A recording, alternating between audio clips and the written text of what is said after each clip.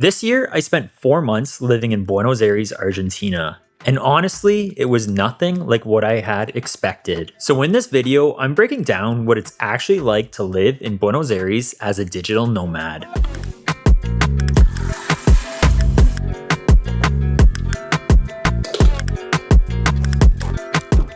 Point one is Buenos Aires is no longer cheap. Before going to Buenos Aires, I kept reading all these blog posts about how cheap the city was. And I was expecting it to be a good city to go as I was trying to live on a budget there. However, that was no longer the case. The blog posts that I was reading were a few years old, and back then it was extremely cheap. But now it's definitely gotten a little more expensive. It's still cheap, but for Latin America standards, it's on the higher end of things. For example, my Airbnb that I stayed at was 1,200 Canadian a month, which honestly isn't that bad. This is one of those things that are still fairly cheap in Buenos Aires. However, the food, on the other hand, in some like the bougie neighborhoods is pretty expensive. For instance, I once ordered a pizza, and judging by the price for most places in Latin America, that would have been for a large pizza. And I was expecting it to be a large pizza, to be honest. And then it shows up and it was only one slice. It was a decent size of a slice, but it still was just one slice. So in Peru or Colombia, where you can order a pizza for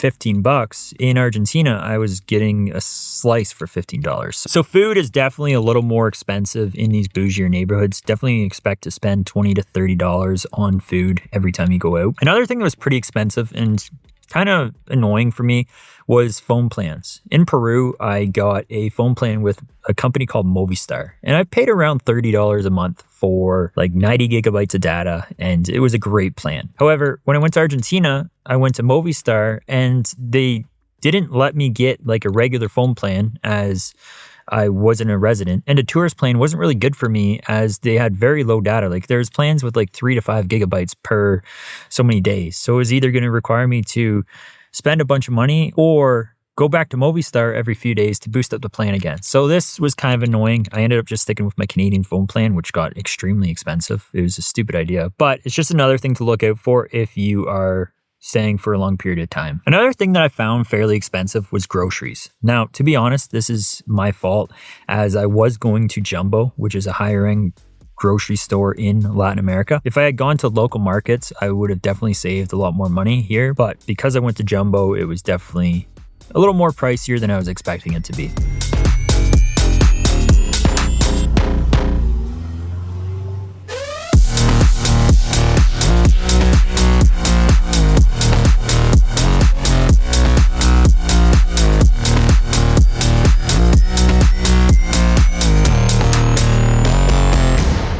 The next thing that you need to realize about living in Argentina is that it's not like the rest of Latin America. When I went there, I was expecting it to be a lot like Peru. I figured that they're both in Latin America, that they'd have a similar vibe and culture to them. However, this couldn't be farther from the truth.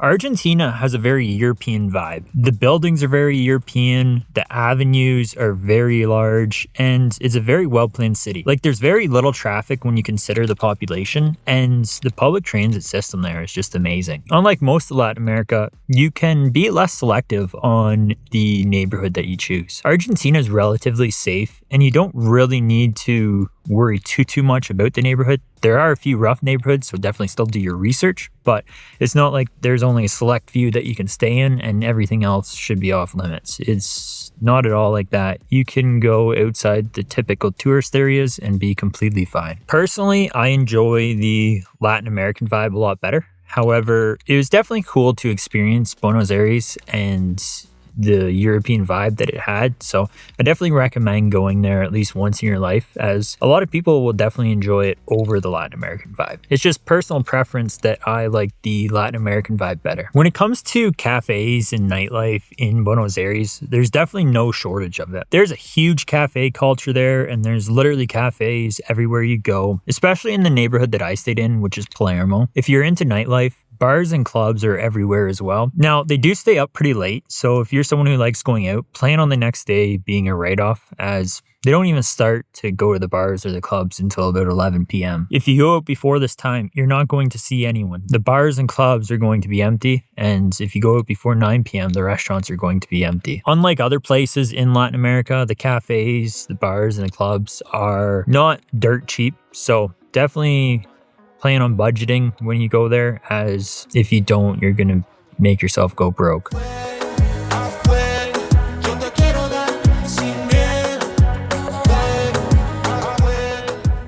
Now, honestly, the best way to understand what life is actually like in Buenos Aires is for me to go over my daily routine when I was there. This was honestly very enjoyable. On a typical day, I'd wake up and get a little bit of work done. My apartment was very centrally located, so when I was getting hungry, I just ordered Pedosia, which is like Uber Eats, but down in Latin America. I'd go get it, eat it, and then get some more work done. After that, I'd go up to my rooftop pool and have a swim and enjoy the sun for a little bit. I'd then go to the gym and get a lift in. This was very convenient as my gym was only a block and a half down the road, so it was a quick walk there and it was a nice gym to work out at. After the gym was probably my favorite part of the day. I go for a walk through one of the many nice parks that were in my neighborhood, and there's so many that I was always discovering new things around the city, and this made it very easy to get my steps in for the day.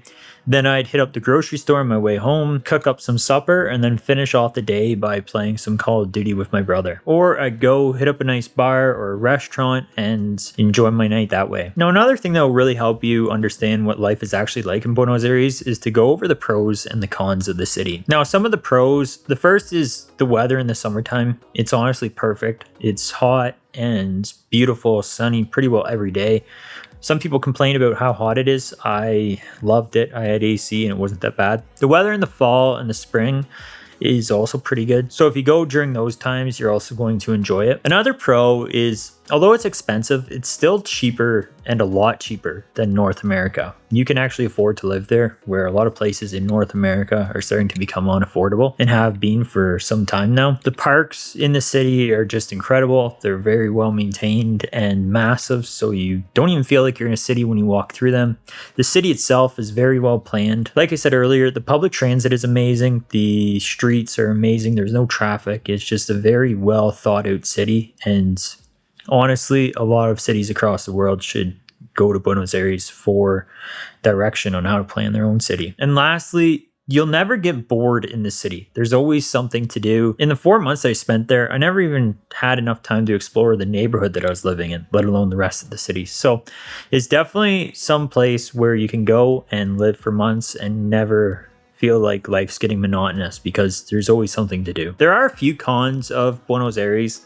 The first of which is kind of specific to those who are wanting to live on a budget. Buenos Aires isn't the cheapest city for you. There's definitely cheaper cities. Like, I found Peru a little bit cheaper, even though some people say it's more expensive, which I was a little bit shocked about. There's cities in Colombia and Bolivia and Ecuador that are a lot cheaper than Buenos Aires. Even cities outside of Buenos Aires in Argentina are cheaper, so it might be worth it to explore those cities as well if you're sold on Argentina. Another con is, although winters don't get too cold in Buenos Aires, it does get pretty dark in the wintertime. And as someone who hates the dark winters in Canada, I don't think I'd ever want to go to Buenos Aires in the wintertime, as I'd pretty well be experiencing the same thing there. Another con is for those who like the Latin American vibe. If you're into that wildness and just the adventure that you get in Latin America, you're not going to get that in Buenos Aires. And if you do, it's going to be a very minimal version of it. So in that regard, you might want to go somewhere else. And lastly, although it's on the water, it's not a place where you go if you want to go chill on a beach.